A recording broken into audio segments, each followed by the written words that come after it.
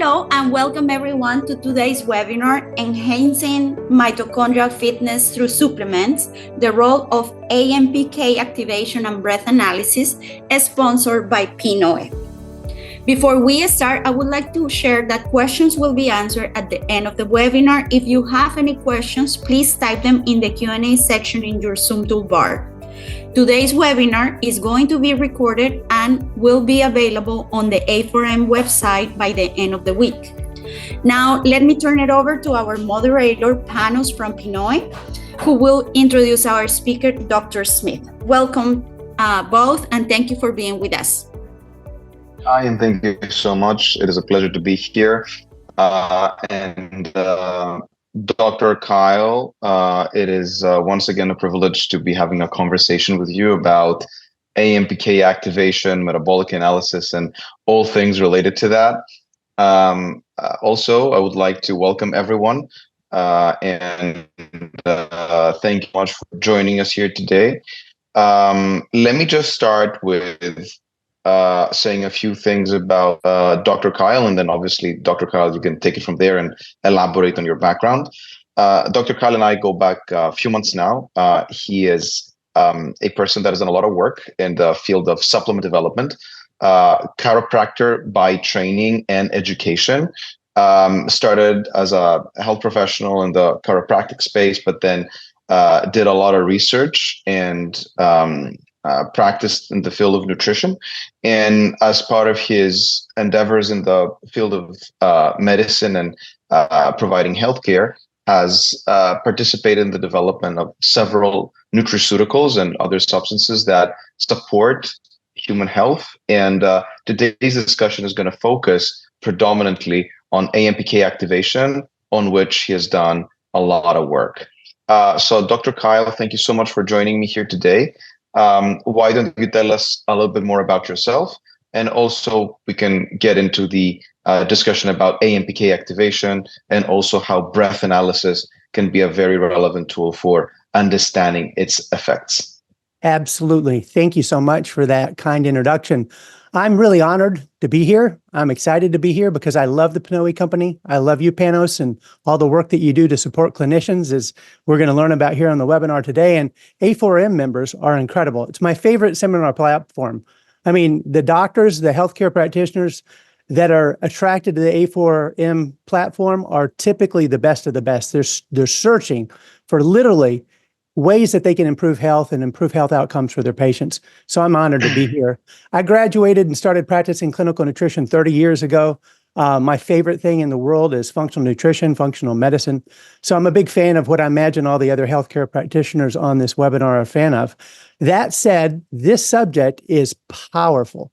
This can be a game changer in practice, and the ability to measure it via breath analysis can be a game changer in practice. Today, we're going to be talking about AMPK, the metabolic activator.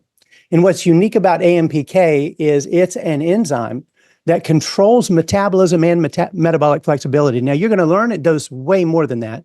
But on the surface, it controls metabolism, which means if it's high, you have high metabolic rate. If it's low, you have a low metabolic rate. In addition to that, it determines what fuel your body can burn. Whether or not your body's going to exist and burn glucose and carbs, or whether or not it's going to be fatty acids and ketones. So it controls metabolism and metabolic flexibility. The first paper where I really got turned on to the power of this subject I want to share with you, it's the top left-hand quadrant of your screen, AMPK, guardian of metabolism. Now, the word guardian, like if you're the guardian of a child, you're making all the decisions for that child. This is guardian of metabolism and huge link into mitochondrial health, biogenesis, mitophagy, etc. This paper is free on pubmed.gov. If you go in and search on it, it's 34 to 35 pages. It's really well written, and it gives you the basis of the knowledge of AMPK up to about 2017, which in terms of research is recent. The next paper I want you to see is AMPK-mediated pathways in autophagy and aging. AMPK regulates autophagy. If AMPK is high, autophagy is high. If it's low, autophagy is low. Now, I think most healthcare practitioners are familiar with this, but autophagy is your body's ability to go through cellular surveillance and get rid of old dysfunctional cells. Really important for healthy aging. The next study, this is 2024 published, looked unveiling the interplay of AMPK, sirtuins, PGC-1 alpha axis in brain health, promising targets against aging and neurodegenerative diseases. So what's fascinating about AMPK, research began talking about it being the metabolic switch, high metabolism, low metabolism, fuel sensor. But now it's stretched into a molecule or an enzyme that's absolutely key for healthy aging. We know today, individuals that cross the magic age of 60 like me that have better lean skeletal muscle mass are going to have better health outcomes. They're going to look better, feel better, and age slower. AMPK helps improve lean skeletal muscle mass in otherwise healthy older adults. In other words, it works against sarcopenia and it decreases pain. And it decreases pain by activation of, or rather reducing mitochondrial dysfunction. So this is an amazing ingredient because if it's high, if AMPK is high, your whole body inflammation goes down. And if it's low, whole body inflammation goes up. And we know chronic inflammation is really a core cause of a lot of degenerative conditions. So I wanted to put this together really quick. We don't have a lot of time today, but I want to show you the different ways that AMPK shifts metabolism. And ultimately, the first thing it does is it improves metabolism. So those individuals with higher AMPK levels have a higher metabolism. They have higher mitochondrial biogenesis, which we're going to talk about in the next slide. They have a decrease in glucose synthesis. They have better activation of T cells and B cells for a more robust immune response. They have better blood flow from head to toe. They have improved glucose uptake, so glucose gets out of the bloodstream and into the cell where it belongs. They have better fatty acid oxidation, which means they're burning body fat for fuel. In addition, they have whole body decrease in inflammation and cytokine production. They have a decrease in fatty acid synthesis and an improvement in autophagy and this relationship with sirtuins, which sets off a whole cascade of healthy aging messages across our genetics. So take a look at that. Multifaceted, it shifts metabolism in the direction of health. Now, mitochondria are everything. I want to give you a visual example. I want you to imagine a huge swimming pool. On one side are otherwise healthy older guys like me, 60 and up. We're in the swimming pool, probably with a floaty device, with our pool drinks, trying to not get water into the pool drinks. But if you go to the other end of the pool, there's a bunch of 20-year-olds. What are they doing? They're jumping in the pool, out of the pool, into the pool, out of the pool, cannonball, right? Bottom line is there's activity difference between the two. And I've got to tell you, we know in science, the difference is ATP. ATP is generated by mitochondria. And unfortunately, it's common. I don't want to say it's normal, but it's common for there to be a decrease in the population of mitochondria over time as we age and a decrease in function of those mitochondria. So in comes AMPK. It improves mitochondrial biogenesis, which is the formation of new healthy mitochondria, and it stimulates mitophagy, which is getting rid of old dysfunctional mitochondria in the cell. That's huge because it's usually the old dysfunctional mitochondria that are causing all the oxidative stress as they're malfunctioning. So getting rid of those and replacing them with new healthy mitochondria via biogenesis is the key to healthy aging. And this resonates in a really simple but profound way. If we're young and we have a whole lot of ATP in our brain, our neurons can run cellular house cleaning, which means they can take in nutrients, metabolize them, and get rid of waste products. They can also make neurotransmitters like acetylcholine, which has everything to do with focus, concentration, mood, memory, mental energy, and mental performance. I'm using it right now, okay? At the end of the day, if we have a loss of ATP in the cell, it's horrific because now we may not have the energy to do cellular house cleaning, which means the cells get toxic. And in addition to that, of course, there's not energy to run the neurotransmitters. So energy is key. What's amazing is there's 37.2 trillion cells in the human body. There's 100 billion neurons. Brain cells and liver cells can vary from 1,000 to 2,000 mitochondria per cell, and that difference can be genetic between individuals. But the key is we can improve our healthy mitochondria by activating AMPK.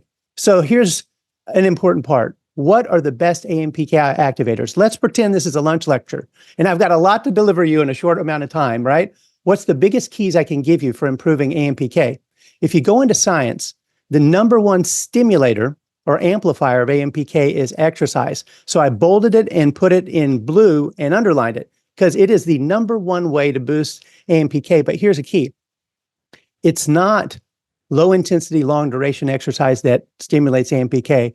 It's high intensity interval training or exercise to exhaustion. So speaking from me as a clinician to you as a clinician, the whole key is rapid depletion of ATP. Any form of exercise that causes rapid depletion of ATP will cause a cellular signal of enhanced AMPK from head to toe. So you can do jump squats to exhaustion if you're warmed up, and that will stimulate AMPK production even in the brain throughout systemically. So exercise is your biggest modifier. Now, truth, we know that any form of exercise is good for the brain of the body. Going for a walk after dinner has been shown to move glucose out of the blood and into the cell, but the mechanism there is different than AMPK. If we want to stimulate AMPK, high-intensity interval training or anything that can get us there is the biggest key for our patients that are healthy enough to do that. Next is caloric restriction. Reducing calories like fasting can activate AMPK, or reducing high glycemic foods that stimulate insulin can stimulate AMPK, because insulin and AMPK are inversely proportional. If insulin's high, AMPK is low. So a low carbohydrate diet, or rather a low glycemic diet, is key for stimulating the production of ATP. Now, anything decreasing inflammation like curcumin, berberine, resveratrol, that will stimulate AMPK. So curcumin, very beneficial. And cold exposure, cold water immersion is like putting AMPK on turbo. But as we know, if you've done it, and I know you have, it's not very comfortable, right? And it's also not very convenient for most of us unless you got a tub. So at the end of the day, these are their top AMPK activators. Now, there's a category that I'm really attracted to called exercise mimetics. These are polyphenols that you can find in our foods that activate and stimulate AMPK. These are ingredients you're probably already consuming or you're familiar with, like resveratrol, quercetin, epigallocatechin gallate from green tea, and the other polyphenols, as well as the caffeine, berberine, and curcumin. As a matter of fact, if you go into PubMed and ask the question, what are the top AMPK activator polyphenols or exercise mimetics or fasting mimetics, you'll come up with this list. Quercetin's at the top, curcumin, berberine, and again, green tea, like I mentioned, the polyphenols and caffeine, resveratrol, pomegranate, moringa, alpha lipoic acid, anthocyanidins, blueberries, bilberries, grape skin, grapeseed, pycnogenol, etc. These are all AMPK activators, and emerging right now, it looks like bifidobacteria and lactobacillus plantarum are healthy flora in our gut, and to the degree you've got healthier populations of those flora, you have better insulin stability or metabolism, which again sets up a relationship or an environment for healthy AMPK function. So what's really amazing is bifidobacteria significantly improve insulin function. And again, by stabilizing insulin, you can boost AMPK. These are the polyphenol-rich foods that feed bifido, and they're similar to the polyphenols on the previous page. You've got apple peels, black and green tea, chocolate, artichokes, and by the way, I meant dark chocolate, of course, almonds, pistachios, seeds, olives, olive oil, turmeric, pomegranate again. And the bottom of the list is the big one, acacia fiber. This has been shown in human clinical studies to significantly improve bifido populations, and that, again, results in better insulin stability, or better said, better insulin metabolism. And again, that relates to AMPK because insulin and AMPK are inversely proportional. So you want to bring insulin down to boost AMPK. So all that said, my favorite thing is acacia fiber, 10 grams a day, 10 grams a day, because it feeds a whole population of bifidobacteria. We can go to the health food store and get a strain of 1, 2, 3, and maybe 15 in our probiotics, but look at what's normally in your gut. Many, many more. So the best thing is to feed it, not to seed it, or to seed it, then feed it, right? So I'm going to now set up a scenario that takes us into breath analysis.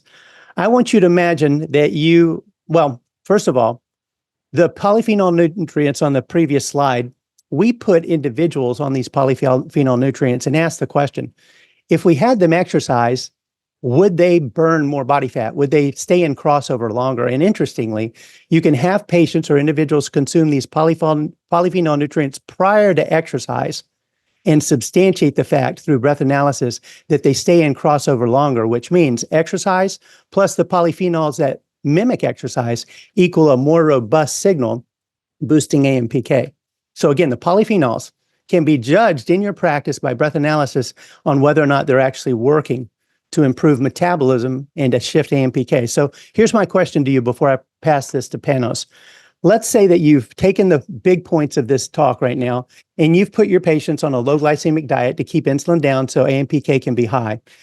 They are healthy enough to do high intensity interval training. So you're having them do about 10 minutes of intense exercise per day, which is a reasonable ask in my opinion, because it's not a lot of time. You put them on polyphenol nutrients to activate AMPK and to further improve insulin sensitivity. And you have them consuming acacia fiber to feed bifidobacteria, which further helps with insulin metabolism. So how do you know if this protocol is working for your patient? The PNOE device can look at 23 biomarkers in your practice in about 10 minutes non-invasively. And that blows my mind because you can gain insight on whether or not your patient is more metabolically stuck than you thought they were. In order to burn more body fat, you've got to be metabolically flexible. You've got to move from carb burn into fat burn and vice versa. The PNOE device is an amazing device that you can utilize in practice to literally take a look at your patient base. First of all, show them before and afters about the protocol working and troubleshoot if you find out the protocol is not working for them. And then you can dive into the bigger subject, which is probably doing more heroic efforts to decrease insulin by improving insulin sensitivity. So I love the PNOE device for clinicians. I think it's an amazing asset. So this is where I'm going to hand the baton to Panos to tell us more about PNOE and breath analysis in practice. Sure. Thank you, Dr. Kyl. And if you can go back to the previous slide, because I would like to, first of all, kind of provide a little bit more context into what we did for your supplement, which is basically a combination of many of the natural things that we can find in order to boost AMPK, but packed into a form factor that is easily consumable by the individual. So when we started working with Dr. Kyl, we thought it would be fascinating to run a mini validation study and understand whether all of these compounds, these exercise mimetics that are known by science to boost AMPK, whether these could have a visible effect in a person's metabolism. And as Dr. Kyl mentioned earlier, metabolism has two facets, both of which can be measured by a device like PNOE. One is how fast or slow your metabolism is, which is, in other words, how many calories your body's burning. But then on the other hand, the second phase of metabolism is fuel utilization. And perhaps this is the most important one, because fuel utilization actually denotes and delineates metabolic flexibility. So when someone is better in utilizing fat as a fuel source, that means that this person in general is more metabolically flexible. And higher fat utilization at rest and also during exercise has been linked to significantly lower risk of developing type 2 diabetes, a metabolic disorder. So people that are not able to effectively switch between fuel sources or are unable to tap into their fat storage, these people are what we refer to as metabolically inflexible. And as I just said, studies have shown that is perhaps the initial first precursor to metabolic dysfunction. Now, what we did in PNOE internally is we got a bunch of people, actually a wide range of people, and we exposed them to the supplement that Dr. Kyl has developed.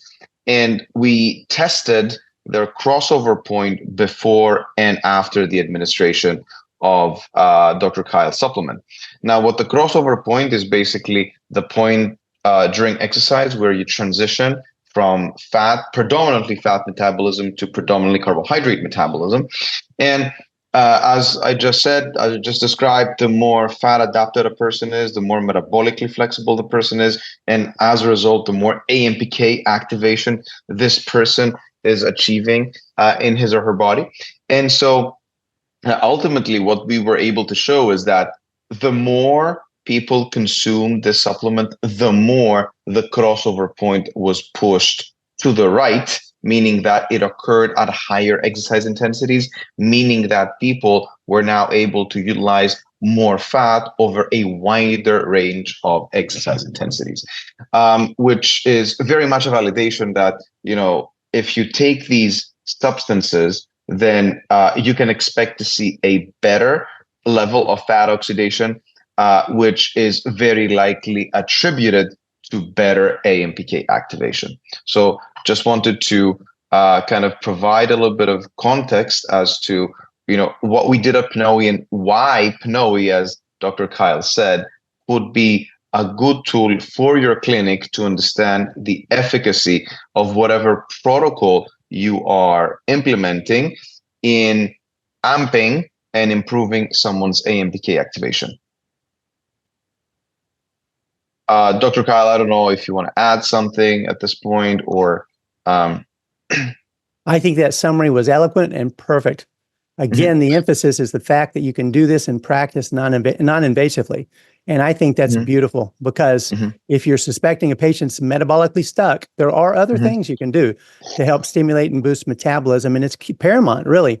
The other part of this story that I want to mention in practice is if you're asking a patient to go through fasting or intermittent fasting and they're metabolically stuck, you can't imagine the kind of cravings they have for carbohydrates, because their body can't access, they can't flip or toggle from fat to carb to back to fat. So at the end of the day, many healthcare practitioners like myself are a bit geeky with the foods that we eat, right? We may be metabolically flexible or very metabolically flexible. So we get energized when we fast. We have to recognize our patient does not.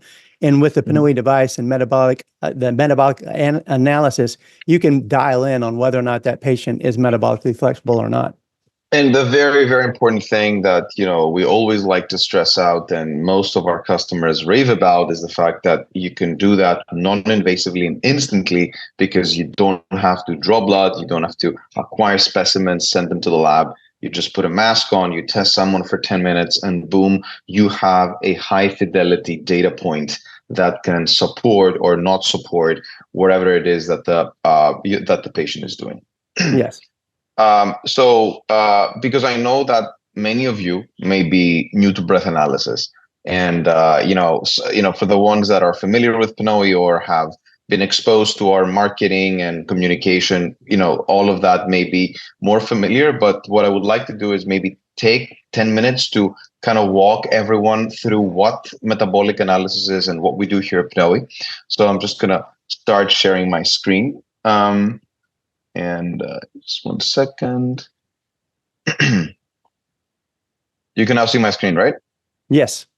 Awesome. So a little bit of history around breath analysis. It's not something new. It has been around for about 100 years. And it's the first assessment, the first modality that science turned to in order to understand this very basic question of how much energy our body is using. In other words, how many calories.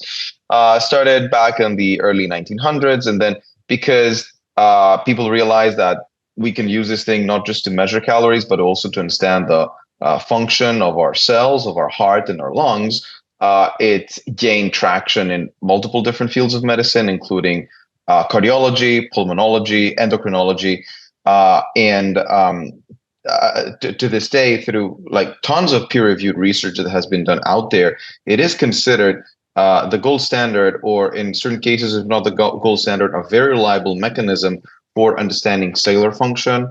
It's what Dr. Kyl and I have been discussing pretty much up until that point, but also cardiovascular function, pulmonary function, and also nervous system function. With all of that research being produced by key medical organizations like the American Heart Association, American Thoracic Society, and so on and so forth. Now, the problem until today was that all of that information is there. In fact, we've known about the correlation between the biomarkers of breath analysis and all of these systems for decades. And we know it's a very reliable and non-invasive assessment. The question is, why doesn't everybody getting a breath analysis test on an annual basis? Well, the answer is simple. It was costly, very inefficient, and very impractical for the average clinic. Firstly, because devices were expensive, clunky, and difficult to operate. Secondly, because analyzing all of the information coming out of the device, going back to what Dr. Kyl said, we are calculating 23 biomarkers, and we are doing that on a breath-by-breath basis. So if you actually see the information that comes out of a metabolic test, it's actually a lot of stuff. And to be able to analyze all of that, you need time, you need expertise. And then also the next step is, okay, we produced an analysis, we gave you, some sort of evaluation for the different systems in your biology. How do we give you a training, a nutrition, a biooptimization program? That also requires time and expertise. And ultimately, if you budget all of that, the device and all the expertise you need, it becomes cost prohibitive and impractical for the clinic. And so what we did at PNOE is we started out by addressing the first issue, which is access to a device that is affordable, easy to use, but still delivers clinical grade accuracy. And we built the PNOE device. And then gradually we started building the whole stack of services that you need in order to make it truly useful for your business. Right now, our analysis software does the analysis for you and takes into account all the peer-reviewed research in the space. Very soon, you will also be able to integrate information from other biometric tests into the same report so that you can provide one report to your patients based on all of the labs you're doing. But then also we're providing you with all the infrastructure, a dedicated registered dietitian, trainer, and metabolic expert who can help you build the follow-up, the actual plan, treatment plan for the consumer. And that is obviously supported by a very comprehensive software suite that provides an app to the consumer, patient portfolio, and so on and so forth.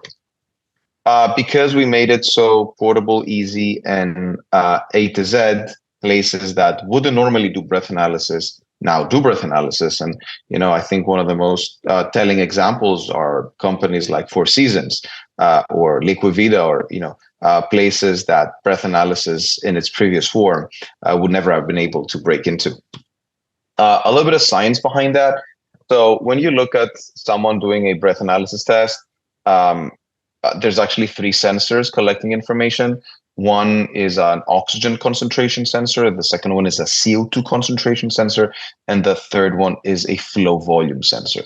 And what you see here is the actual waveforms that we record as someone is inhaling and exhaling. These oscillations are basically the interaction between inhalation and exhalation. Now, you analyze these 3 waveforms, and what you do is you calculate these 23 biomarkers that Dr. Kyl mentioned. And some of them are quite famous. VO2 max, a lot of you may know it. It's gaining a lot of popularity in the health and wellness space. Another one would be metabolic rate, how many calories your body's burning. We know that because this test is sometimes referred to as a resting metabolic rate test, but there is a lot more to it. There's things like how many fats and carbohydrates your body's burning, which, as we covered, is a marker of metabolic flexibility. But then there's other things, for instance, VE over VCO2. That is a marker that shows us, out of the total amount of air you're exchanging with the environment, how much CO2 you're discharging per breathing cycle. And that, in the clinical literature, is an excellent marker for understanding cardiopulmonary efficiency. So if there is some sort of internal lung inflammation, asthma, COPD, allergies, or even, infection from a disease, a viral infection, for instance, COVID, or toxic infection like from toxic mold, that marker is going to be heavily affected. And so by analyzing all of these 23 biomarkers and grouping them, you start to see you start to paint a picture of all of these critical systems in your body. And as I said earlier, what makes breath analysis special is that it gives you the best combination of diagnostic specificity and diagnostic spectrum.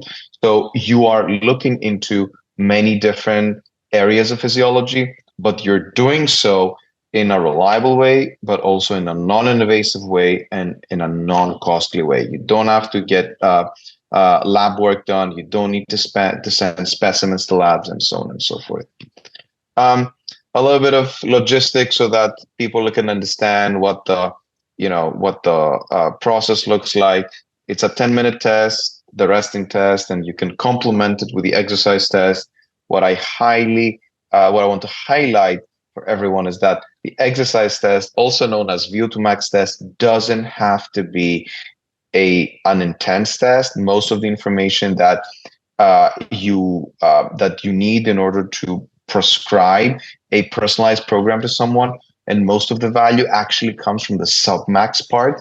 And so we're highlighting that because we don't want people to think that this is a test that is only made for athletes. This is a test that can very much be applied to the average Joe.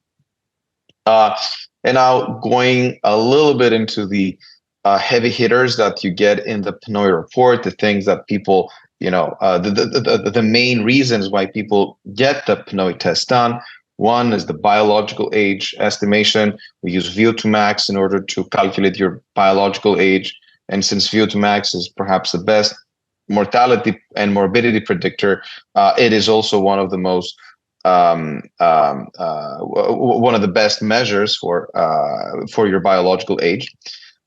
We understand how fast or slow your metabolism is, and therefore we can understand how many calories you need to be consuming in order to maintain weight, lose weight, or maintain weight. And then what's the other reason why measuring your metabolic rate is important is because a lot of people, especially in the, as they grow older, women, especially in the perimenopause or menopause phase, they start to have hormonal imbalances that they are unaware of. They start to see weight going up.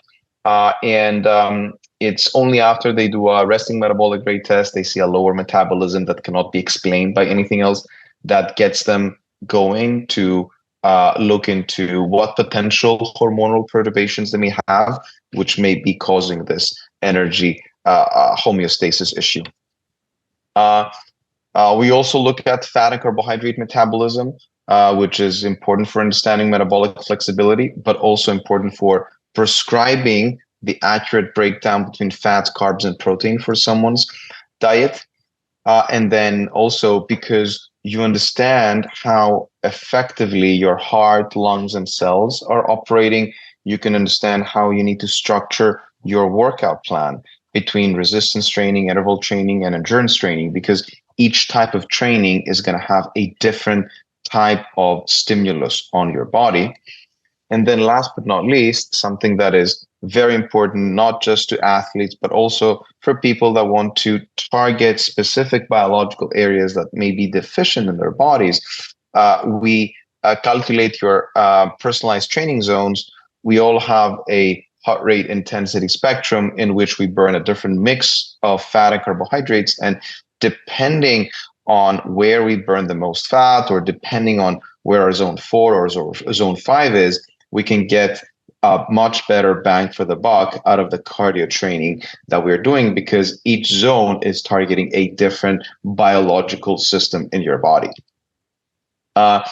Now, closing remarks on my end regarding PNOE, and then we can open it up to questions and a more general conversation. Something that we do support for our clients is integration with your services. That means that if you're doing specific IVs, if you're providing nutraceuticals or other biooptimization services like red light therapy, cryotherapy, etc., what we can do is we can bring those into our software, and these become recommendations in our report based on the biological limitations that have been identified for that person. So let me give an example. Say that you have someone that is that has mitochondrial deficiency that we've been able to detect by verifying that this person has low fat burning efficiency, and you happen to have red light therapy in your practice. Red light therapy is going to appear as a recommended modality. Same applies for IVs. Say that you have someone that has a pulmonary issue, or is from a cardiovascular fitness perspective not as strong, and you have an IV that contains substances like beet extract that is known to support cardiorespiratory function, that is going to appear as a recommendation. So that's pretty much everything on my end. Dr. Kyl, I don't know if you want to add something at this point. If not, we can maybe open up the conversation to, how in your perspective, that kind of testing in general could support client retention, could support business growth, and how that, everything that we've been discussing can end up being a revenue driver for someone's clinic. Yeah, well, I dovetail into one of the slides that you just showed, and it comes down to metabolism and the benefits that each individual gets from exercise and how it varies. You could have an otherwise healthy patient that's a female, 50 or 60, and we know that if we do a cross-section of their thigh, they've got sarcopenia, a tremendous loss of lean skeletal muscle mass, and maybe marbling and a whole lot of fat. AMPK goes up, it helps to metabolize that fat, but it also reverses sarcopenia and improves the muscle. So, but my point is, between her genetics, how hard she may or may not be exercising, how she eats, the nutrients that she's taking, there are so many variables on how she's going to metabolize fat for fuel and how much effort it's going to take for her to get into metabolic flexibility. So what I love is the idea that you can get 23 biomarkers in 10 minutes non-invasively, and you can find out, if she's being compliant with the program. Let's troubleshoot if it's not working like we thought it would. And then that gives you information that allows you to dial in deeper, kind of to ratchet down, if you would, different aspects of the program. I love the information. We all know basically the more information we can get from a patient, the better outcome we can produce for them by dialing in on what is unique for them. So I love it, and I think it's a core part of practice, because no matter what the practice is, fitness, anti-aging, right, remediation of all kinds of chronic conditions, this analysis is going to be key and core important to understanding how you can make sure you're helping your patient. No, 100%. And, at the end of the day, what I like to say is that one of the most powerful mechanisms that we provide as a company in terms of engaging consumers is by taking them through a consultation after they've done the test. I'm a big believer of the fact that, we're not suffering from a pathological lack of willpower when it comes to changing our lives and changing our habits. It's more that a lot of people don't understand how basic biological mechanisms work. And what we see happening is that when people do the test and then they jump on a consultation and they, understand these metrics, they understand how basic, how metabolism works at a very fundamental level. It's almost like they're getting a very, 101 biology lesson. And so when they start to understand why I need to do this, and then why do I need to add weight training, or why do I need to add that specific nutrient in my diet, because now they understand the fundamental mechanism, they are much more likely to do it, because they understand, like people will do things that they understand much more likely than if you just tell them to do something out of a whim. So 100%. Dr. Kyl, breath analysis, as we both agree and we're presenting to people, is a very good choice for having it as a starting assessment for people. It's not obviously the end all be all assessment, but it's a good starting point to understand at a global scale where problems may lie. From your experience, what are some other modalities, testing procedures that would be beneficial as a follow-up step after breath analysis? Okay, so in line with what we've talked about today, activating AMPK, I've mentioned that insulin and AMPK are inversely proportional, meaning if insulin is high, AMPK is low. There's a major information right there. If your patient eats a high-carb breakfast, they have taken AMPK function out for pretty much the rest of the day. If they eat a low glycemic breakfast, and I don't necessarily mean low carb, I just mean low glycemic, less likely to produce an insulinemic response, they have an environment to where when they exercise, they will boost and enhance AMPK. So in breath analysis, if you find that a patient is stuck metabolically, you put them through a program and they're still stuck, for $28 at directlabs.com or through a co-op for $14, you can pull fasting insulin. And right now there's emerging, research that's showing that many adults go high with insulin decades before glucose goes up. So if we're only looking at fasting blood glucose, we're not looking at how much insulin it took to actually produce that fasting blood glucose. So my point is, for very inexpensive, you can dial in and find out if insulin's a problem. And if you identified that, now through diet, exercise, nutrition, and other nutrients that improve insulin sensitivity, you can put this patient on a modified protocol to really push metabolic flexibility. And then in-house, pull another PNOE after 2 weeks to 4 weeks to see if, in fact, they're responding the way you thought that they would. So you could utilize it in conjunction with blood tests. And it sounded like you mentioned that in the future, PNOE reports are going to include blood tests. Yeah, not just blood tests, but also pretty much every standard, commercially available type of biometric analysis. That includes BIA, biometric impedance, so body composition analysis, DEXA scans, urine testing, stool testing, saliva testing, and DNA testing. So, one of the most, I think, common problems that we see in the clinics that we serve, or the clinics that reach out to us and are currently in the process of getting PNOE in their clinic, is that they're doing a range of biometric testing and they're delivering multiple reports to the end consumer, and it sometimes becomes difficult, both for them and the consumer, to understand, okay, how am I doing? Where is my problem? And how would you rate my heart overall, or how would you rate my metabolism overall? There is 100% a need to not just fuse information into a report, but also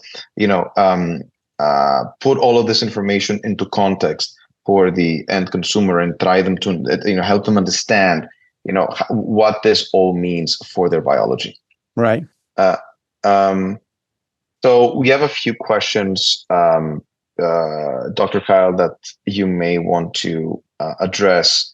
So the first one is, will LDN stimulate AMPK?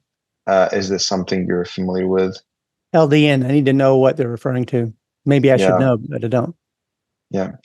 And then there's another one, the last one, those labs, again, for fasting. Insulin. I think someone is trying to figure out what kind of, LDN stands for low dose naltrexone. Yes. And the answer is yes, it should. That's what I thought we were talking about. Yes, it should stimulate AMPK. Metformin stimulates AMPK. So berberine is a natural form of metformin, or an herbal that has similar characteristics. I shouldn't say a natural form. But at the end of the day, yes, it should have a positive effect on AMPK. I think it's going to vary from individual to individual based on genetics. There is a such thing as a genetic predisposition to high AMPK and a genetic predisposition to low AMPK. So that means the response to LDN may not be the same across all people, of course. And again, back to breath analysis for dialing in on whether or not your prescription or recommendations actually work for that individual patient. Yeah. I have a question from Barbara, which is more of a business model related question. Let me try to answer it in the best way possible, but in general, you need to have a conversation with one of our business development reps. But let me just say this. There are many ways that we've seen affiliates being successful with PNOE. There isn't a one-size-fits-all business model. Let me just lay out a few successful cases we've seen, starting with perhaps the most successful one, which is creating subscriptions around it. So a lot of our clinics create tiers of subscription. And so say that tier 1 provides X services, tier 2 provides these additional services, and so on and so forth. What you do with PNOE is that you effectively increase the cost of some of your subscriptions because you're adding some of the PNOE services. And because our model is general, all you can eat. So if you subscribe to one of our packages, which is roughly $900 a month, you're basically getting unlimited nutrition programming, unlimited testing, unlimited training programming. So your cost is pretty much flat, but then you can enhance some of your subscriptions by plugging some of the PNOE services in there. Now, obviously, that's a general statement because we need to understand what your services are, how the PNOE services could fit in, etc. But I think you guys get the idea of how this could work. In general, you can think of PNOE as a two-step process. First of all, you do the test, and the test can be the resting test and or the exercise. It doesn't have to be both. Most clinics just do the resting, and some of them add the exercise on top. And then people fill out a comprehensive questionnaire, and then we can provide a comprehensive nutrition program, comprehensive training program. And then as part of the report, we also recommend some of the services within your clinic. So depending on how you want to structure it, you can have, one tier, just the testing, another tier, the testing and nutrition, another tier, the testing, nutrition, and training. Something else that customers would do is they would give out the test for free, the resting test for free to everyone. Everybody who walks in gets the resting test, and then they upsell nutrition programs, they upsell training programs, or they upsell the consultation. There's many people that hand over the report without any sort of guidance as to what it means, etc., and they just charge more money for the consultation. So these are some of the things that we've seen happening. Now, what I would like to do is maybe post on the chat a link that anyone can use in order to schedule time with our team and address more specific questions about business implementation, science, technical features of the device, protocol, logistics. We can help you out with pretty much everything. As far as the recording goes, I think that is a question for A4M. I think you guys will have the recording and you guys will share it with people. Is that how it works, or will we have access to the recording? Exactly, Panos. We will have the recording ready on the A4M website. If you type in Webinar Wednesdays, it will show up in there, and you just can click. By the end of the week, we'll have it ready. Okay. Now is no. So currently, we do not support any CPT billing or reimbursement. I think we answered Barbara's question. Now, there is another question about glucose ketone index and AMPK and AMPK. So AMPK. So, Dr. Kyl, you want to take this one? Absolutely. You want me to take it from there, what you just mentioned? I think I know which way to go. Yes. Here's the beautiful thing. Let's assume for sure that no one's taking exogenous ketones. If in fact you're using a keto monitor like a Keto Mojo keto monitor, and you see ketone levels go up, AMPK is high. The ketones don't exist if AMPK is low. If AMPK is low, your body is stuck hard in carb burn and sugar burn.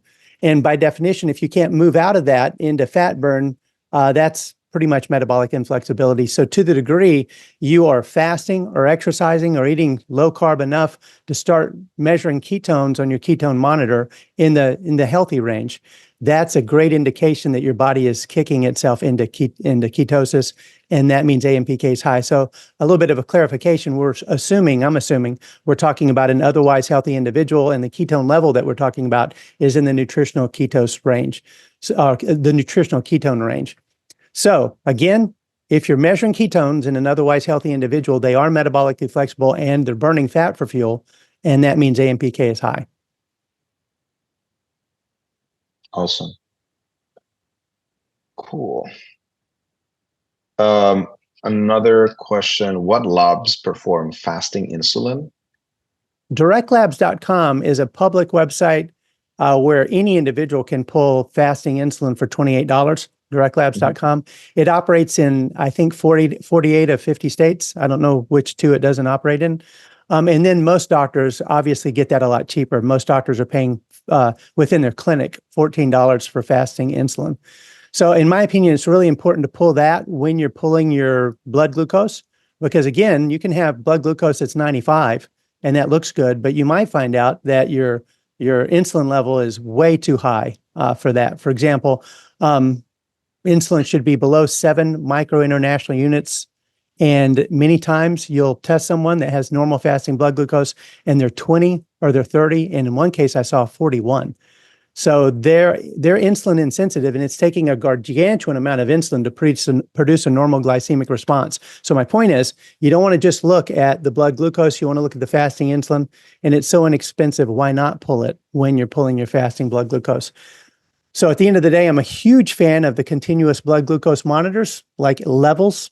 But at the end of the day, you're always looking at glucose with the blood glucose monitors. It's really important to pull insulin and see how much insulin is it taking to produce that normal glucose level. And also something that I would like to add here about the concept of utilizing blood glucose levels as a marker for metabolic flexibility. it is certainly something that can be tracked on a continuous basis. It is expensive. We need to be honest about that. It is. But in addition to that, there is the other drawback, which is the fact that you're not really measuring the direct cellular response to access to glucose and True. the cell's ability to bring glucose in the cell and utilize it.